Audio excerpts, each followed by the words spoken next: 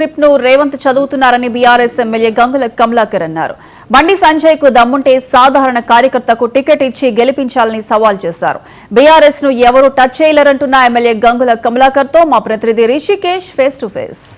తెలంగాణలో మున్సిపల్ ఎన్నికల హీట్ పెరిగింది. కరీంనగర్లో రిజర్వేషన్ల పైన అవకతవకలు జరిగాయంటూ కూడా బీఆర్ఎస్ పోరుబాటకు పిలిపించారు ఎమ్మెల్యే గంగుల కమలాకర్. అసలు ఎలాంటి పరిస్థితులు ఉన్నాయో తెలుసుకునే ప్రయత్నం చేద్దాం. సార్ చెప్పండి, రిజర్వేషన్లో అవకతవకలు జరిగినాయంటూ కూడా మీరు పోరుబాటకు పిలిపించారు, ఎలాంటి పరిస్థితులు? రాజ్యాంగంలో క్లియర్ రాసిండు, దళితులకు సంఖ్యాపరంగా రాజ్యాధికారం రావాలి, ఎక్కడైతే దళిత వర్గాలు ఎక్కువ ఉంటాయో అక్కడ వాళ్ళకి సీట్లు కేటాయించాలని చెప్పి రాజ్యాంగం క్లియర్గా పొందుపరిచింది. కరీంనగర్ కార్పొరేషన్లో 66 డివిజన్లు ఉన్నాయి. అందులో 7 డివిజన్లు ఎస్సీలకు కేటాయించడం జరిగింది. ఎస్సీ పాపులేషన్ ఎక్కడ ఉంటే అక్కడ ఎస్సీలకు పోటీ చేయాలని చెప్పి నిబంధన ఉంది. కానీ ఈరోజు పరిస్థితి ఏంటంటే 1 నుంచి 7 ఎక్కడ ఎక్కువ జనాభా ఎస్సీ జనాభా ఎక్కువ ఉంటే అక్కడ కేటాయించాలి. కానీ కరీంనగర్ కార్పొరేషన్లో ఒక ముఖ్య నేత, రాష్ట్రంలో ఉన్న కాంగ్రెస్ ముఖ్య నేత నా తమ్మునికి ఇది రిజర్వ్ కావద్దు, ఎస్సీ రిజర్వ్ కావద్దు నా ఊరు అని చెప్పేసి ఆ ఊరును 3వ నెంబర్లో ఉన్న ఎస్సీ రిజర్వ్డ్ అయిన ఆ ప్రాంతాన్ని తీసుకుపోయి 8వ స్థానానికి ఇచ్చిండ్రు. కాబట్టి ఆ మల్కాపూర్ అనే గ్రామం ఇప్పుడు ఎస్సీకి కేటాయించబడ్డది, ఇప్పుడు జనరల్ కేటాయించింది. అంటే అక్కడ దళితులు అన్ని 16 నుంచి 1800 ఓట్లున్న దళితులకు అక్కడ సీట్ రాకుండా 1100 దళితులున్న సీట్ల ఈరోజు ఎస్సీలు చేసారు. అంటే అక్కడ దళిత వర్గాలకు అవకాశం రాకుండా మళ్ళీ అగ్రవర్ణాలకు అవకాశం విధంగా తీసుకొచ్చారు. కాబట్టి అది క్లియర్ 2011 సెన్సెస్ కనబడుతుంది. కాబట్టి ఇక్కడ పొరపాటు అధికారులు చేసిండ్రు, బలవంతంగా కాంగ్రెస్ పార్టీ అధికారుల ఒత్తిడి వల్ల పొరపాటు అధికారులు చేసింది. కాబట్టి డెఫినెట్ కోర్టును ఆశ్రయిస్తాం. ఇప్పటికే దళిత సంఘాలు ఉండగా మా దగ్గర ఇంత మెజార్టీ ఉండడంగా సూచించాలని చెప్పింది. కాబట్టి ఇది క్లియర్గా ఎలక్షన్ కమిషన్ దృష్టించాలి, లేకపోతే కోర్టుకు వెళ్తామని చెప్తాం. డెఫినెట్గా న్యాయం జరిగే వరకు మాత్రం దళిత పక్షాన పరంగా మేము ఉంటాం. సరే, ఇది కాంగ్రెస్ నాయకుని పేరు చెప్తున్నారు, నిజంగా రిజర్వేషన్ల పైన ఎలాంటి అంటే న్యాయపరమైన ఎలాంటి చర్యలు తీసుకోవాలి? ఇది డాక్యుమెంట్ ఎవిడెన్స్ ఉంటుంది. 2011 సెన్సెస్లో ఏ ఊర్లో ఎంత దళిత వర్గాలు ఉన్నాయి అని పాపులేషన్ ఓటర్స్ ఉందని చెప్పి క్లియర్గా వరకు సెన్సెస్ ఉన్నది. 2011లో అక్కడ 680 ఓట్లు ఉన్న మల్కాపూర్ ఈరోజుసారికి 100కి తీసుకొచ్చారు. అంటే అర్థమైంది, 650 పెరుగుతుందా తగ్గుతుందా? 1850 ఓటర్స్ ఉన్నాయి అక్కడ మల్కాపూర్లో, కానీ ఈరోజు 250 చూపించారు. అంటే అర్థం ఏంటంటే అక్కడ ఉన్న దళితులు అందరినీ కూడా చంపేసే విధంగా చెప్పేసారు, అక్కడికి దళితులు లేరనే విధంగా ఇచ్చేసారు. కాబట్టి జనరల్కి ఇచ్చారు. కాబట్టి ఇప్పటికి డిమాండ్ చేస్తున్నా దళిత వర్గాలు అక్కడ ఎక్కువ ఉన్నాయి, దళిత ఓటర్లు అక్కడ ఉన్నారు. ఆ మల్కాపూర్లో కంపల్సరిగా దళితులకే సీటు కేటాయించాలని చెప్పి మేము డిమాండ్ చేస్తున్నాం. సార్, బీఆర్ఎస్ పార్టీని నామరూపాలు లేకుండా చేయాలి, గ్రామాలలో ఉండేటువంటి దిమ్మల్ని కూడా కూల్చాలన్న సీఎం రేవంత్ వ్యాఖ్యలు ఎట్లా? ఈ రేవంత్ వ్యాఖ్యలు అనేది చంద్రబాబు వాడిచ్చిన ఆటకం. గతంలో చంద్రబాబు చెప్పారు భూస్థాపితం కావాలి, ఇక్కడ 80% టీఆర్ఎస్ ఉండదు, భూస్థాపితంగా ఉన్నారు. కానీ భూస్థాపన టీడీపీ పార్టీ, టీఆర్ఎస్ కాదు. ఈరోజు కాంగ్రెస్ పార్టీ అదే లక్ష్యంతో ఉంటుంది.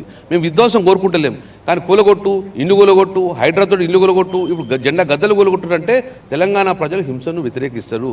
కాబట్టి టీడీపీ ఎలా కనుమరుగైందో రేపు కాంగ్రెస్ పార్టీ కూడా తెలంగాణ అలాగే కనుమరుగవుతుంది. టీఆర్ఎస్ పార్టీ ఎందుకు గద్దలు కూలగొడతావు?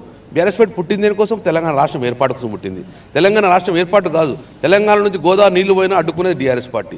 తెలంగాణలో కృష్ణా నీళ్ళు ఎత్తుకపోతుంటే అడ్డుకునేది ఈరోజు, తెలంగాణ బొగ్గెత్తుకుంటే అడ్డుకున్నది ఈరోజు TRS party. TRS party Telangana రాష్ట్రం ఏర్పాటు కోసమే కాదు, ఏర్పాటు తెలంగాణ రాష్ట్రంలో బాగోదుస్తాం కూడా తెలంగాణ రాష్ట్రం ఇప్పుడు ఆల్వేస్ ఉంటుంది. కాబట్టి అందుకే ఈరోజు తెలంగాణ ప్రజలకు మాకు ఏమైనా హక్కు, మాకు ఓటు అడిగే హక్కును కేవలం టీఆర్ఎస్ పార్టీకి.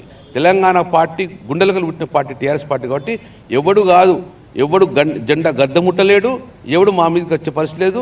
తెలంగాణ బగ్గుమంటే ఒకవేళ అడ్డ పరిస్థితి వస్తే గిట్ట. బీఆర్ఎస్ నాయకులే బీజేపీలోకి వెళ్తున్నారని కాంగ్రెస్ చెప్తుంది, ఒక్క ఛాన్స్ ప్లీజ్ అని బండి సంజయ్ చెప్తున్నారు. ఈ మేయర్ స్థానం బీజేపీ ఇప్పుడు బీజేపీ కాదు, బీఆర్ఎస్ బీజేపీ.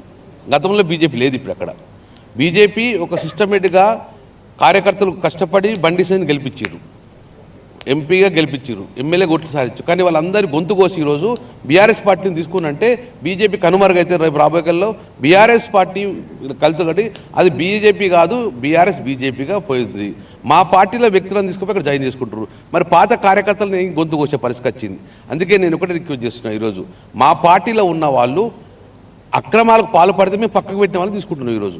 కాబట్టి డెఫినెట్గా రేపొద్దున ఆ ఒక్క అక్రమాలన్నీ కూడా మీకు అంతే. కాబట్టి ఇప్పటికైనా చెప్తున్నాను, నీకు నిజంగా సత్తా ఉంటే, నీ బీజేపీ పార్టీలో పౌరుషం ఉంటే, నీ దగ్గర గెలిపించే సత్తా ఉంటే ఒక సామాన్య కార్యకర్త నుంచి గెలిపి, నేను అందరూ సామాన్య కార్యకర్త గెలిపించిన. ఒక వ్యక్తి ట్రాక్టర్ డ్రైవర్ ఉండే, ఆయనని ఇప్పుడు నేను కార్పొరేట్ 2 సార్లు చేసిన, ఆయన తీసుకున్నాను. నువ్వు అక్కడ వారికి ఏం పరిస్థితి తెలుస్తుంది. కాబట్టి నిజంగా నీకు చిత్తశుద్ధి ఉంటే, నీకు ధైర్యం ఉంటే గిట్ట ఒక సామాన్య కార్యకర్తకి పనిచేసింది కదా, ఆయన తీసుకొని గెలిపి నేను సత్తా ఉంటే. కానీ మా పార్టీలో గెలిచి తీసుకుపోతే, మా పార్టీలో తీసుకుపోయి గెలిచే ప్రయత్నం చేస్తే మాత్రం ప్రజలు ఊరికి పరిస్థితి. ఇప్పటికే తెలంగాణ కరీంనగర్లో ప్రజలందరూ ఒకటి ఉన్నారు, ఈ బీజేపీ పార్టీకి క్యాడర్ లేదు కాబట్టి ఇళ్ళకి తీసుకుంటారు కాబట్టి బీజేపీ పార్టీ ఓటేయద్దని చెప్పి క్లియర్ చేశారు. సార్, కరీంనగర్ కార్పొరేషన్లో ఫైనల్గా ప్రజలు ఎటువంటి ఫలితాలు ఇవ్వబోతున్నారు అంటారు? బీఆర్ఎస్ ఎట్లాంటి ఫలితాలు చూడబోతున్నారు? 10 సంవత్సరాలు అభివృద్ధి చేసింది మేమే. ఈ 2 సంవత్సరాల్లో విఫలమైన 2 పార్టీలు. రేపు రాబోయే కాలం అభివృద్ధి చేసేది మేమే. కాబట్టి డెఫినెట్గా మా వైపే ప్రజలు ఉంటారని చెప్పి.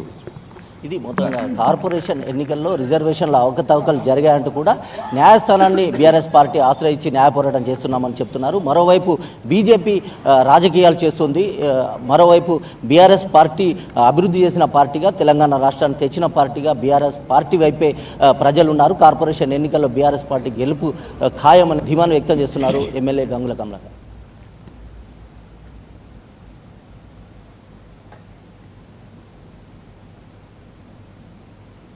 విజయనగరం జిల్లాలో ఆర్టీసీ బస్సు ప్రమాదానికి గురైంది.